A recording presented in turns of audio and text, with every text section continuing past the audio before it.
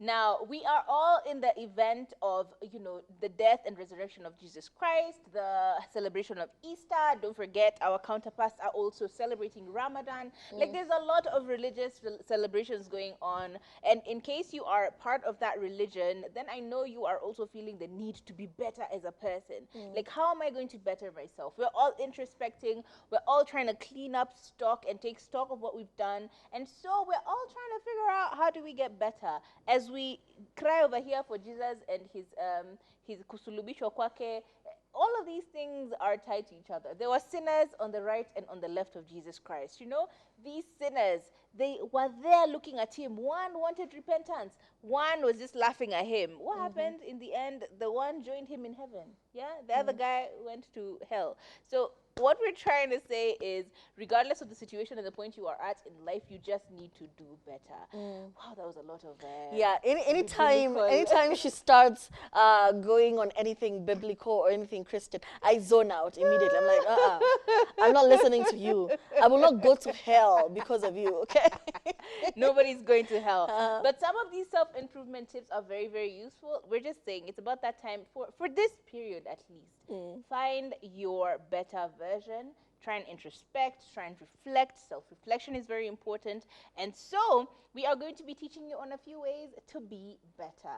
But before we get into it, Turi, give us one way which you use to better yourself as a human being. To become a better version of myself. I think I've said this a lot of time. When I started this year, I said I will extend more grace to people because I realized I'm a very impatient person. If it's not happening quickly enough, I get bored. If it's irritating, I tune out, I zone out. So I'm very quick to cut off everyone and anyone around me if they're not doing something the way it's supposed to be done or the way I think it's supposed to be done. So what I've been trying to do is extending grace to everyone because I realize people are dealing with their own versions of hell. People are dealing with a lot, walking around and smiling like they're okay.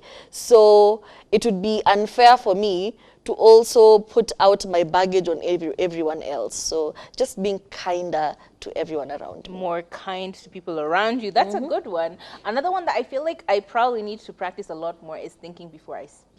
Because oftentimes, like, my mouth is always moving way faster than my brain is, to be entirely honest. Shanice. So oftentimes, I'm just like rambling on and I'm like, where was I going with that thought? Yeah. So I feel like that is one of the ways in which you can take care of yourself. Why? Because as you are speaking, your words have impact. I remember earlier on, I think in the year, we actually had someone who had asked us a question on Ask the Girls, and they said they were going through a very interesting situation, and then I came off very, very harsh on them, and so it kind of offended them, or it made them, I don't know, a little. It was problematic. Yeah, it rubbed them off the wrong way. Yes, it rubbed them off the wrong way. And I was very quick to apologize. But then it got me thinking that oftentimes we give advice almost every other day on this show. And therefore, it's important for you to actually think of what you're trying to tell someone before you actually say it. It can be very painful to some people. True. Very, very important. Think just a moment. And especially with empathy. Yeah, breathe if in, breathe out. Someone said this to me, how would I feel? That's it. What's another one? Another one is embracing change. I am a rigid, let me tell you, I like things the way they work. And I think even with Kathami sometimes, she'll come and try to change something like, why are you trying to change something or to fix something that's already working? So I'm very, let me say, fixated on, if it's working the way it's working, why are you bringing change? Why? So I think to be a better version of yourself, it's important to embrace change, Figure out how are other people doing it. Is it better than how I'm doing it? Just be open to change and to new ideas. And especially in this age of social media, when people are very, like, you've seen people even going to the point of not apologizing when they've outrightly done something wrong. Just apologize. It's never that serious. You made a mistake. We all make mistakes. What do we say? To human is err. Yeah. Or err is to human. Anyway, think about that when you're being complicated next time.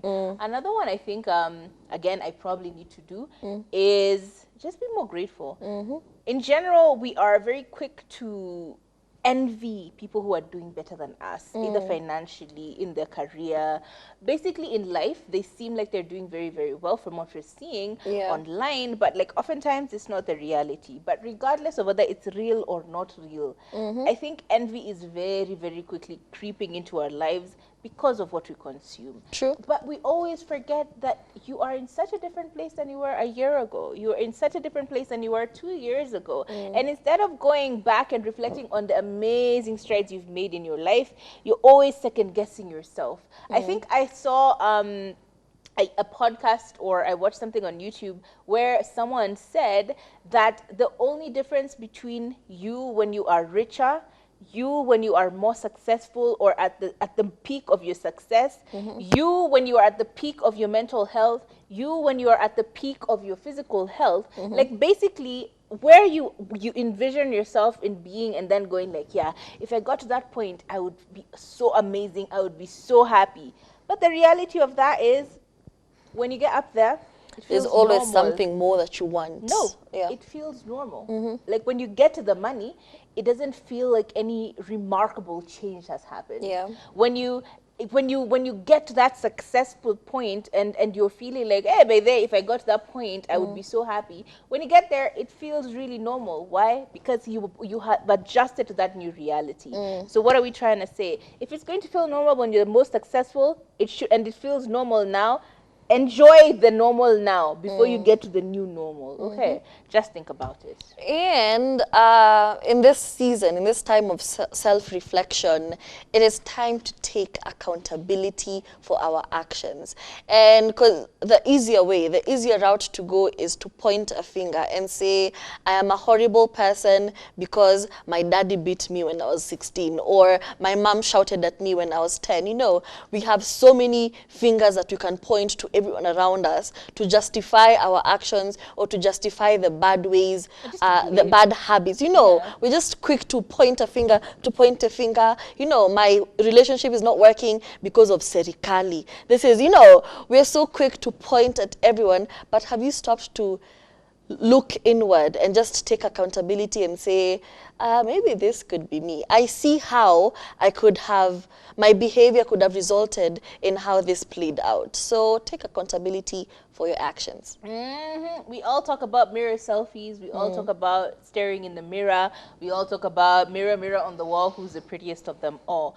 But do you actually take a moment when you're taking that mirror selfie and just go like, wow, I am so beautiful. I am so handsome. I am actually God's image, you know? I am those that they say are gods among men. Like, do you affirm yourself when you look at that mirror on your phone? Or that reflection on your phone? Do you affirm yourself in the morning when you wake up and you're brushing your teeth and you're staring at that mirror? Like, there's that very funny TikTok where you say, every day when I wake up and look at myself in the mirror and I go like, pretty me. Like, do you do that? Do you feel the need to embrace yourself in your quirks, in your flaws, in all of that? You should. Because practicing mirror gratitude is a whole thing. Affirmation in the mirror, oh, trust me, it works. It really does. And today we're really calling you out. As you know, we're really coming at you. Because when was the last time you picked up a book after you left school? Chai! And I feel like for some of us, once you finish with school or the chapter of school, you stop having this need to learn more, to acquire a new skill, to start something new. As in, what is your hobby apart from watching TV? You know, you need something, learn something new, go for crochet classes. I feel like crochet has become the new trend that's going on right now. Learn something new. I am learning Korean. As slow as it is, I am learning Korean. And I think it's become maybe as good as my Kikuyu, as I can hear, but I really can't speak. So yeah, hamwezi nisengenya in Korean. Yay! I just need to tell you that. So, you know, and I just want to better the skill to a point where I can be a translator. As in, look at this girl. Look at this girl trying to be a translator. So are you learning new skills? Ama uliachia shuleni? That's What's a good happening? question. That's a good question. And speaking of learning and reviving your acumen in terms of studies and books, when's the last time you just went power off, power on yourself. We turn off our Oh. TVs.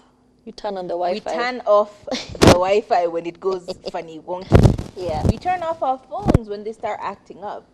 We turn off the lights when there's too much and you just need darkness. But when's the last time you pressed Reboot. reboot On on yourself. your own self? Wow. When did you sit down and just go, clean slate,